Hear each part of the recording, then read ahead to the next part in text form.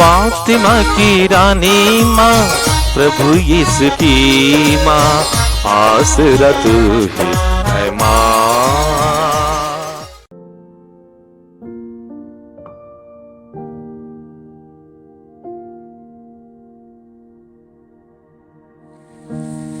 पहला पाठ नबी ईसायास का ग्रंथ, अध्याय 25, पद संख्याएं 6 से 10 तक। विश्वमंडल का प्रभु इस पर्वत पर सब राष्ट्रों के लिए भोज की तैयारी करेगा। उसमें रसदार मांस परोसा जाएगा और पुरानी तथा बढ़िया अंगूरी। वह इस पर्वत पर से सब लोगों तथा सब राष्ट्रों के लिए कफन और शोक के वस्त्र हटा देगा। वह सदा के लिए मृत्यु समाप्त करेगा। प्रभु ईश्वर सबों के मुख से आंसू पोंछ डालेगा। वह समस्त पृथ्वी पर से अपनी प्रजा का कलंक दूर कर देगा, क्योंकि प्रभु ने यह कहा है। उस दिन लोग कहेंगे, देखो यही हमारा ईश्वर है, उसी से हमें अपने उद्धार की आशा थी। यही प्रभु है, उसी पर भरोसा था। हम उल्लसित होकर आनंद मनाएं, क्योंकि उसने हमारा उद्धार किया है। इसी पर्वत पर प्रभु का हाथ बना रहेगा। यह प्रभु की वाणी है। ईश्वर को धन्यवाद।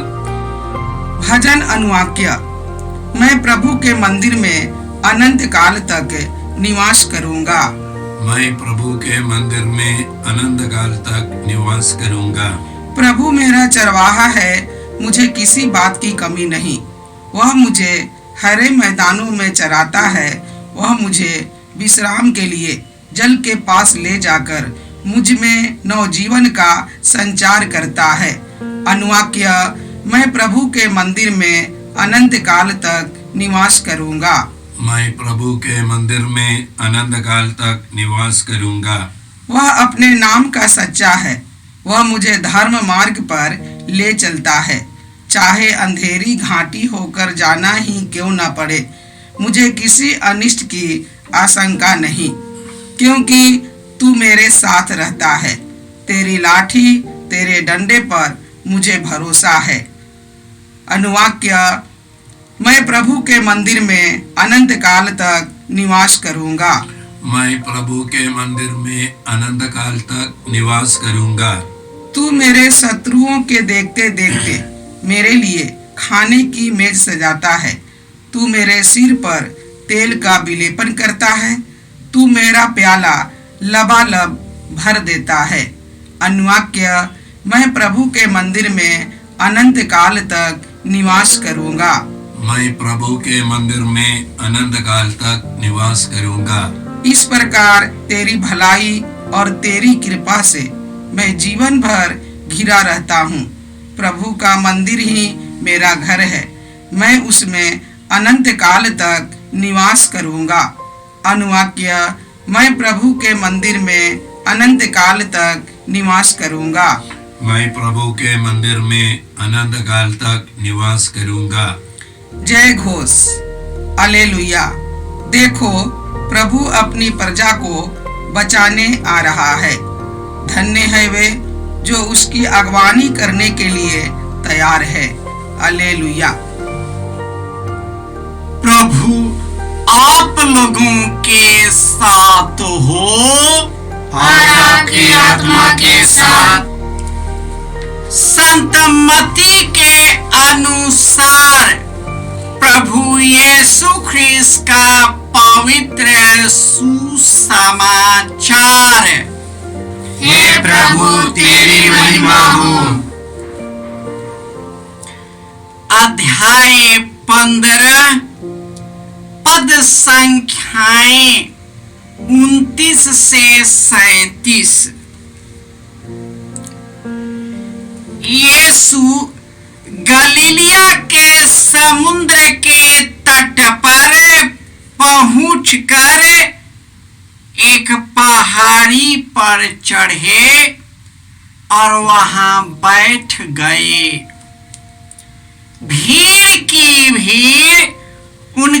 पास आने लगी।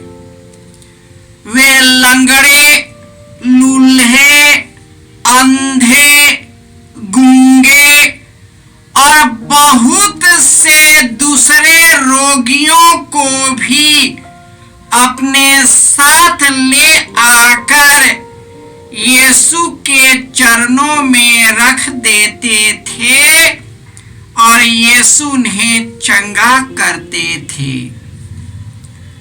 गूंगे बोलते हैं, लूल्हे भले चंगे हो रहे हैं, लंगड़े चलते और अंधे देखते हैं। लोग यह देखकर बड़े अचंभे में पड़ गए और इस्राएल के ईश्वर की स्तुति करने लगे। यीशु ने अपने शिष्यों को अपने पास बुलाकर कहा, मुझे इन लोगों पर तरस आता है। ये 3 दिनों से मेरे साथ रह रहे हैं और इनके पास खाने को कुछ भी नहीं है। मैं इन्हें भूखा ही विदा नहीं करना चाहता, कहीं ऐसा ना हो कि ये रास्ते में मूर्छित हो जाए। शिष्यों ने उनसे कहा, इस निर्जन स्थान में हमें इतनी रोटियां कहां से मिलेंगी कि इतनी बड़ी भीड़ को खिला सके। यीशु ने उनसे पूछा, तुम्हारे पास कितनी रोटियां हैं? उन्होंने कहा, 7 और थोड़ी सी छोटी मछलियां। यीशु ने लोगों को भूमि पर बैठ जाने का आदेश दिया। वे 7 रोटियां और मछलियां लेकर उन्होंने धन्यवाद की प्रार्थना पढ़ी और वह रोटियां तोड़ तोड़ कर शिष्यों को देते गए और शिष्य लोगों को। सबों ने खाया और खाकर तृप्त हो गए और बचे हुए टुकड़ों से 7 टोकरे भर गए। यह प्रभु का सुसमाचार है। हे क्रिस्त तेरी स्तुति हो।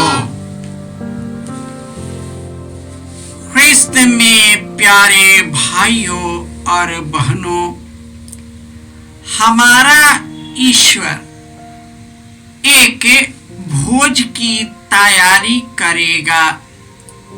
रसदार मांस परोसा जाएगा, पुरानी और बढ़िया अंगूरी देगा। वह लोगों के शोक और आंसू का वस्त्र हटा देगा। वह मृत्यु समाप्त करेगा, हमारे कलंक दूर करेगा, क्योंकि प्रभु हमारा चरवाहा है। मुझे किसी बात की कमी नहीं। वह हमें हरे मैदानों में चराता और विश्राम के लिए जल के पास ले जाता है। वह मुझ में नवजीवन का संचार करता। वह अपने नाम का सच्चा है। वह हमें धर्म मार्ग पर ले चलता। इसलिए चाहे मुझे अंधेरी घाटी से जाना क्यों ना पड़े, मुझे किसी अनिष्ट की शंका नहीं, क्योंकि प्रभु मेरे साथ रहता है और उसकी लाठी, उसके डंडे का भरोसा है। प्रभु हमारा साथ देगा और हमारी आत्मा की रक्षा करेगा।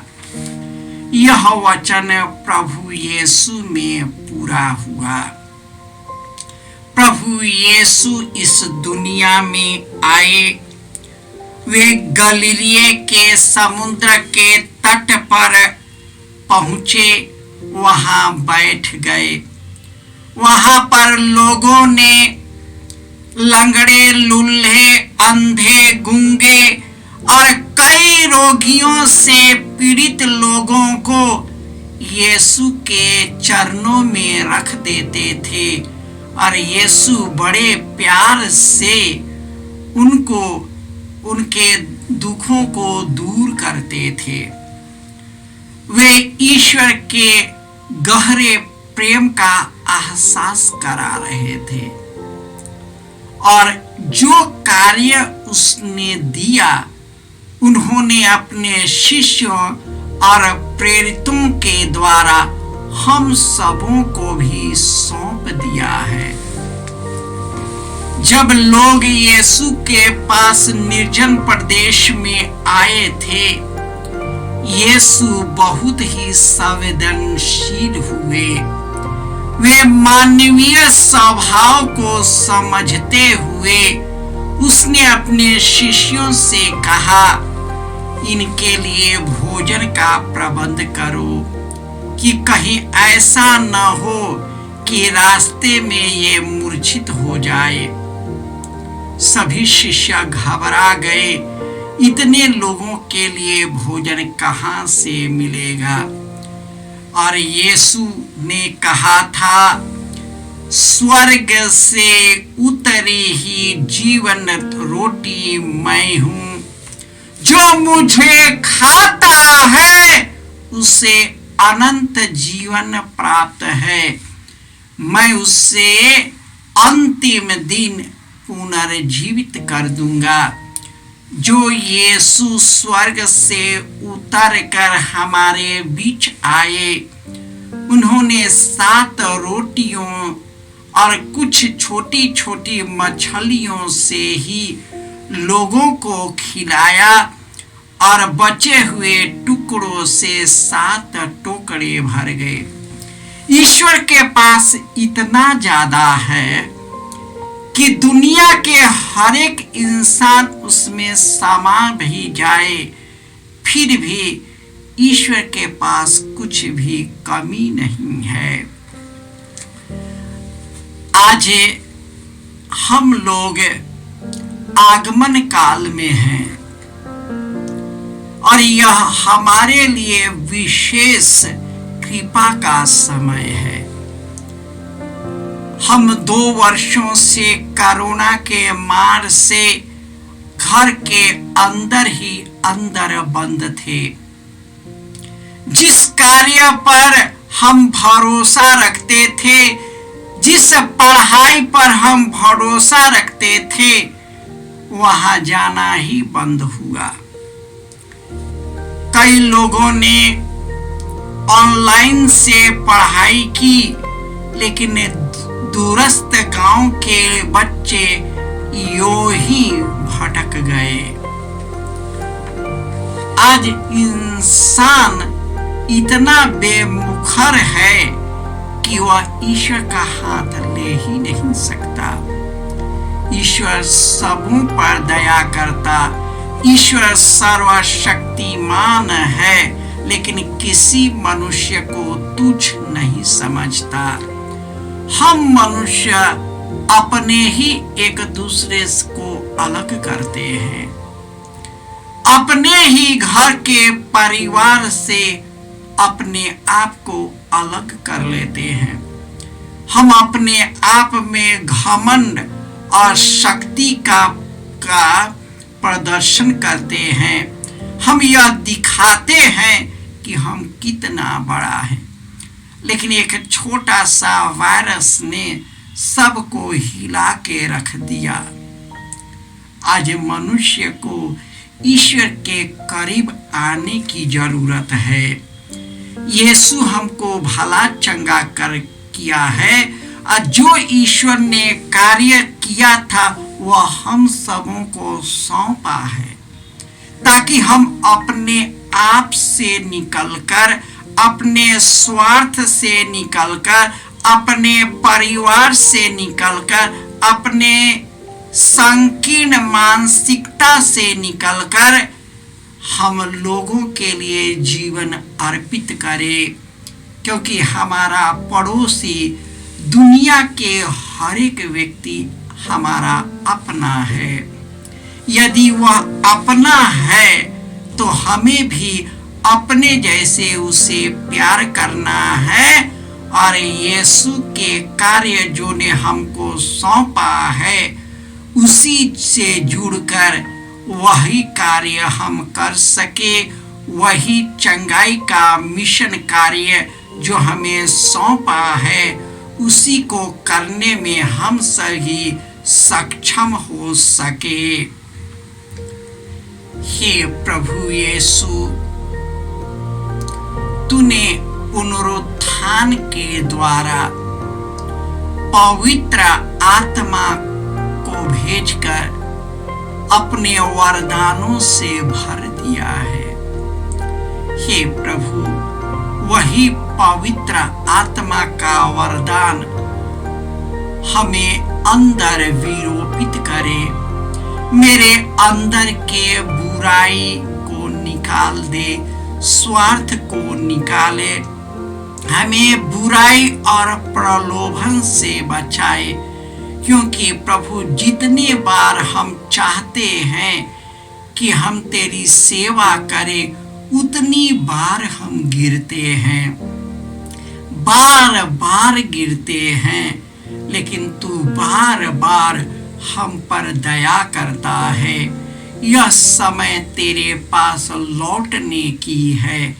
हे प्रभु, हम तेरे पास लौट आए और जो कार्य और जो अपना उद्देश्य हम में बनाया है उसी का पहचान करते हुए हम लोगों के लिए अपना जीवन अर्पित कर सके, जैसे तूने मेरे लिए अपना जीवन क्रूस पर अर्पित किया है।